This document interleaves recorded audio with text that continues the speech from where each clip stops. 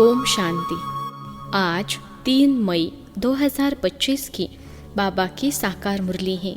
मुरली के महावाक्य हैं, मीठे बच्चे, अपने को राज तिलक देने के लायक बनाओ। जितना पढ़ाई पढ़ेंगे, श्रीमत पर चलेंगे तो राज तिलक मिल जाएगा। प्रश्न है, किस स्मृति में रहो तो रावण पने की स्मृति विस्मृत हो जाएगी? उत्तर है, सदा स्मृति रहे कि हम स्त्री पुरुष नहीं, हम आत्मा हैं। हम बड़े बाबा यानी शु बाबा से छोटे बाबा यानी ब्रह्मा द्वारा वर्षा ले रहे हैं। यह स्मृति रावण पने की स्मृति को भुला देगी।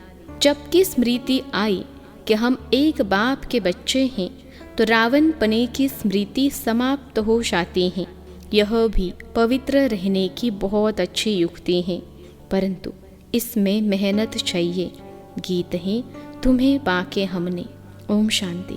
रूहानी बाप बेट रूहानी बच्चों को समझाते हैं, देखो सब तिलक यहाँ यानी भ्रकुटी में देते हैं। इस जगह एक तो आत्मा का निवास है, दूसरा फिर राज तिलक भी यहाँ दिया जाता है। यह आत्मा की निशानी तो है ही। अब आत्मा को बाप का वर्षा चाहिए, स्वर्ग का, विश्व का राज्य तिलक चाहिए। सूर्यवंशी, चंद्रवंशी, महाराजा महारानी बनने के लिए पढ़ते हैं। यह पढ़ना गोया अपने लिए अपने को राज तिलक देना है। तुम यहाँ आए ही हो पढ़ने लिए। आत्मा जो यहाँ निवास करती है वह कहती है, बाबा हम आपसे विश्व का स्वराज्य अवश्य प्राप्त करेंगे। अपने लिए हर एक को अपना पुरुषार्थ करना है। कहते हैं, बाबा हम ऐसे सपूत बनकर दिखाएंगे। आप हमारी चलन को देखते रहना कि कैसे चलते हैं। आप भी जान सकते हो हम अपने को राज तिलक देने लायक बने हैं या नहीं। तुम बच्चों को बाप का सपूत बनकर दिखाना है। बाबा हम आपका नाम ज़रूर वाला करेंगे। हम आपके मददगार, सो अपने मददगार बन भारत पर अपना राज्य करेंगे। भारतवासी कहते हैं ना, हमारा राज्य है, परंतु उन विचारों को पता नहीं है कि अभी हम विषय वैतरणी नदी में पड़े हैं। हम आत्मा का राज्य तो है नहीं। अभी तो आत्मा उल्टी लटकी पड़ी है, खाने को भी नहीं मिलता है। अब ऐसी हालत होती है तब बाबा कहते हैं, अब तो हमारे बच्चों को खाने के लिए भी नहीं मिलता है। अब हम जाकर इन्हों को राजयोग सिखलाओ। तो बाप आते हैं राजयोग सिखाने। बेहद के बाप को याद करते हैं, वह है ही नई दुनिया रचने वाला। बाप पतित पावन भी है, ज्ञान सागर भी है। यह सिवाय तुम्हारे और कोई की बुद्धि में नहीं है। यह सिर्फ तुम बच्चे जानते हो। बरोबर हमारा बाबा ज्ञान का सागर, सुख का सागर है। यह महिमा पक्की याद कर लो, भूलो नहीं। बाप की महिमा है ना, वह बाप पुनर्जन्म रहित है। कृष्ण की महिमा बिल्कुल न्यारी है। प्राइम मिनिस्टर, प्रेसिडेंट की महिमा तो अलग अलग होती है ना। बाप कहते हैं, मुझे भी इस ड्रामा में ऊंचते ऊंच पार्ट मिला हुआ है। ड्रामा में एक्टर्स को मालूम होना चाहिए ना कि यह बेहद का ड्रामा है। इनकी आयु कितनी है? अगर नहीं जानते तो उनको बेसमझ कहेंगे, परंतु यह कोई समझते थोड़े ही हैं। बाप आकर कॉन्ट्रास्ट बतलाते हैं कि मनुष्य क्या से क्या हो जाते हैं। अभी तुम समझ सकते हो। मनुष्यों को बिल्कुल पता नहीं है कि 84 जन्म कैसे लिए जाते हैं। भारत कितना ऊंच था, चित्र है ना। सोमनाथ मंदिर से कितना धन लूट कर ले गए, कितना धन था। अभी तुम बच्चे यहाँ बेहद के बाप से मिलने आए हो। बच्चे जानते हैं बाबा से राज तिलक श्रीमत पर लेने आए हैं। बाप कहते हैं, पवित्र जरूर बनना पड़ेगा। जन्म जन्मांतर विषय वैतरणी नदी में गोते खाकर थके नहीं हो।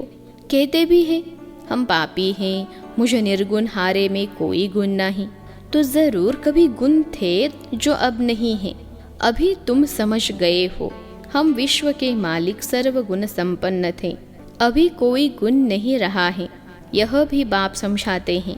बच्चों का रचयिता है ही बाप, तो बाप को ही तरस पड़ता है सभी बच्चों पर। बाप कहते हैं, मेरा भी ड्रामा में यह पार्ट है। कितने तमो प्रधान बन गए हैं। झूठ, पाप, झगड़ा क्या क्या लगा पड़ा है। सब भारतवासी बच्चे भूल गए हैं कि हम कोई समय विश्व के मालिक डबल सिरताज थे। बाप उन्हें स्मृति दिलाते हैं, तुम विश्व के मालिक थे, फिर तुम 84 जन्म लेते आए हो, तुम अपने 84 जन्मों को भूल गए हो। वंडर है, 84 के बदले 84 लाख जन्म लगा दिए हैं, फिर कल्प की आयु भी लाखों वर्ष कह देते। घोर अंधियारे में है ना, इतना झूठ है। भारत ही सचखंड था, भारत ही झूठ खंड है।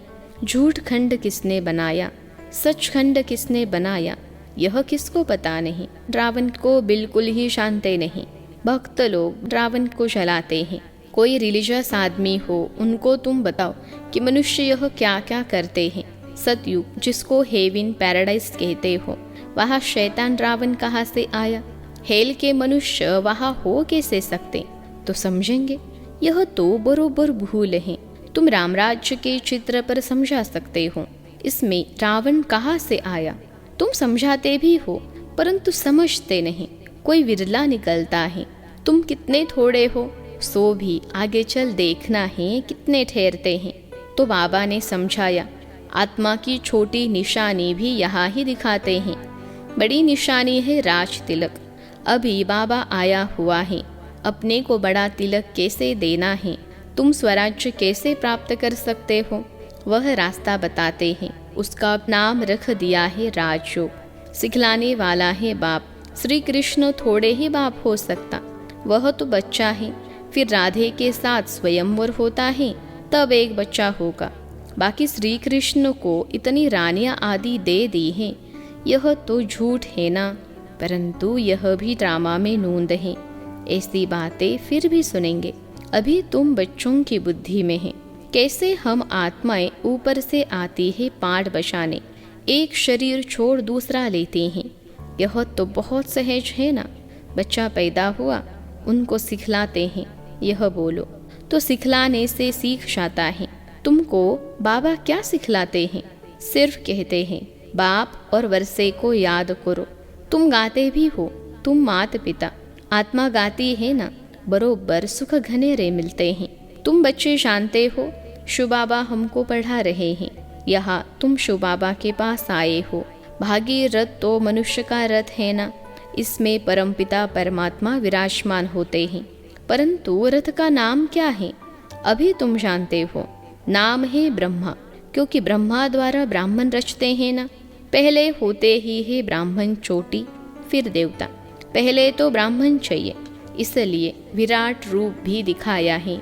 तुम ब्राह्मण ही फिर देवता बनते हो।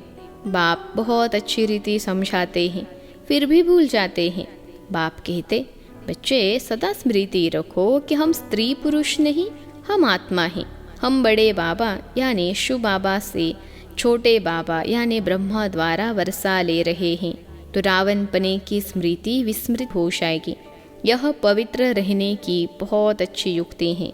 बाबा के पास बहुत जोड़े आते हैं, दोनों ही कहते हैं बाबा, जबकि स्मृति आई है हम एक बाप के बच्चे हैं, तो फिर रावण पने की स्मृति विस्मृति हो जानी चाहिए। इसमें मेहनत चाहिए, मेहनत बिगर तो कुछ चल न सके। हम बाबा के बने हैं, उनको ही याद करते हैं। बाप भी कहते हैं मुझे याद करो तो विकर्म विनाश होंगे।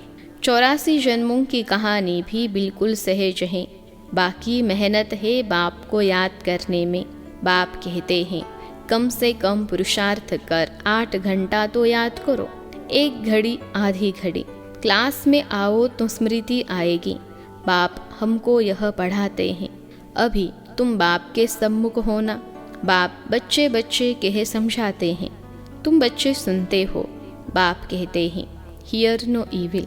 यह भी अभी की ही बात है।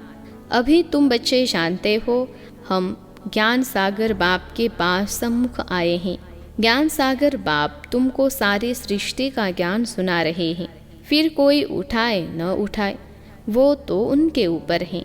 बाप आकर अभी हमको ज्ञान दे रहे हैं। हम अभी राजयोग सीखते हैं। फिर कोई भी शास्त्र आदि भक्ति का अंश नहीं रहेगा। भक्ति मार्ग में ज्ञान रिंचक मात्र नहीं, ज्ञान मार्ग में फिर भक्ति रिंचक मात्र नहीं। ज्ञान सागर जब आए तब वह ज्ञान सुनाए। उनका ज्ञान है ही सद्गति के लिए, सद्गति दाता है ही एक, जिसको ही भगवान कहा जाता है। सब एक ही पतित पावन को बुलाते हैं, फिर दूसरा कोई हो कैसे सकता। अभी बाप द्वारा तुम बच्चे सच्ची बातें सुन रहे हो। बाप ने सुनाया, बच्चे मैं तुमको कितना साहूकार बनाकर गया था। 5000 वर्ष की बात है। तुम डबल सिर ताज थे, पवित्रता का भी ताज था। फिर जब रावण राज्य होता है तुम पुजारी बन जाते हो।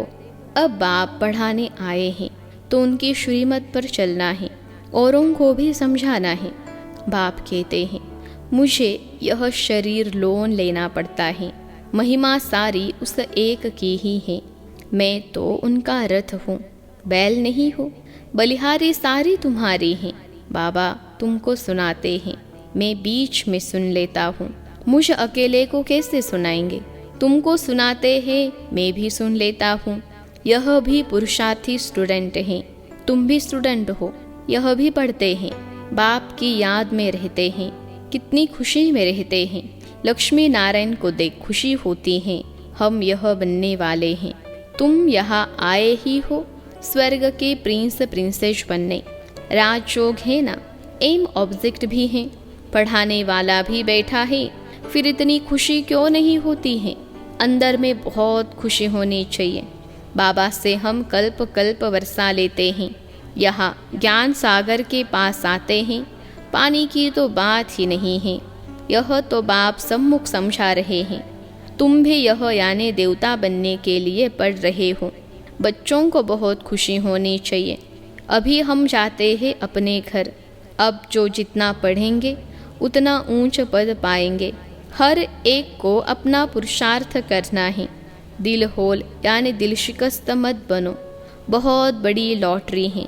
समझते हुए भी फिर आश्चर्यवत भागंती हो पढ़ाई को छोड़ देते हैं। माया कितनी प्रबल है। अच्छा, मीठे मीठे सिखिलते बच्चों प्रति माता पिता बाप दादा का याद प्यार और गुड मॉर्निंग। रूहानी बाप की रूहानी बच्चों को नमस्ते। हम रूहानी बच्चों की सिखिलते रूहानी माता पिता बाप दादा को याद प्यार गुड मॉर्निंग और नमस्ते बाबा नमस्ते। धारणा के लिए मुख्य सार पहली पॉइंट है, अपने को राज तिलक देने के लायक बनाना है। सपूत बच्चा बनकर सबूत देना है। चलन बड़ी रॉयल रखनी है। बाप का पूरा पूरा मददगार बनना है। दूसरी पॉइंट है, हम स्टूडेंट हैं, भगवान हमें पढ़ा रहे हैं। इस खुशी से पढ़ाई पढ़नी है। कभी भी पुरुषार्थ में दिल शिकस्त नहीं बनना है। आज का वरदान है, अपने अधिकार की शक्ति द्वारा त्रिमूर्ति रचना को सहयोगी बनाने वाले मास्टर रचता भव। अपने अधिकार की शक्ति द्वारा त्रिमूर्ति रचना को सहयोगी बनाने वाले मास्टर रचता भव। विश्लेषण है, त्रिमूर्ति शक्तियाँ यानी मन, बुद्धि और संस्कार, यह आप मास्टर रचता की रचना है। इन्हें अपने अधिकार की शक्ति से सहयोगी बनाओ। जैसे राजा स्वयं कार्य नहीं करता, कराता है। करने वाले राज्य कारोबारी अलग होते हैं, ऐसे आत्मा भी करावनहार हैं। करनहार ये विशेष त्रिमूर्ति शक्तियाँ हैं। तो मास्टर रचयिता के वरदान को स्मृति में रख त्रिमूर्ति शक्तियों को और साकार कर्मेंद्रियों को सही रास्ते पर चलाओ। आज का स्लोगन है, अव्यक्त पालना के वरदान का अधिकार लेने के लिए स्पष्टवादी बनो। अव्यक्त पालना के वरदान का अधिकार लेने के लिए स्पष्टवादी बनो। अव्यक्त इशारे, रूहानी रॉयल्टी और प्यूरिटी की पर्सनैलिटी धारण करो। पवित्रता सिर्फ ब्रह्मचर्य नहीं, वह तो फाउंडेशन है, लेकिन साथ में और 4 भी हैं।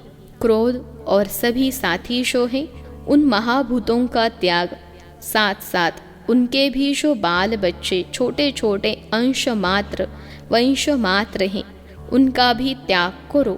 तब कहेंगे प्यूरिटी की रूहानी रॉयल्टी धारण की है। अच्छा, ओम शांति।